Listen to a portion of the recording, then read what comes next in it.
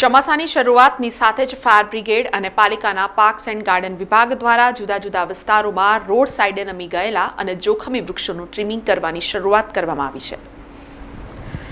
ચોમાસાની શરૂઆતની સાથે જ શહેરના ઘણા વિસ્તારોમાં ઝાડ પડી જવા કે ઝાડની ડાળીઓ તૂટી જવાની ઘટના બની છે અને આ કુદરતી ઘટનામાં વાહનોને નુકસાન થયું છે। ત્યારે વરસાદને જોતા પાલિકાના પાર્ક્સ અને ગાર્ડન વિભાગ દ્વારા રોડની બાજુમાં નમી ગયેલા કે પડી જાય તેવા ઝાડના વધારાના ભાગને કાપવાની શરૂઆત કરી છે। વરસાદના કારણે અનેક વિસ્તારોમાં રોડ ઉપરના તેમજ બગીચાઓમાં અને ખાનગી સોસાયટીઓ વગેરે જગ્યાએ વૃક્ષો ધરાશાયી થઈ જતા હોય છે, જેના કારણે ઘણી વખત જાનહાનિ સર્જાતી હોય છે અને વાહનોને નુકસાન થતું હોય છે।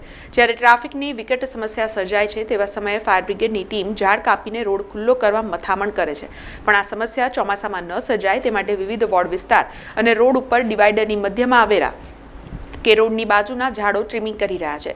ત્યારે આજે વડોદરા શહેરના સુરસાગર વિસ્તારમાં મ્યુઝિક કોલેજ રોડ ઉપર ઝાડના ટ્રીમિંગની કામગીરી હાથ ધરવામાં આવી હતી।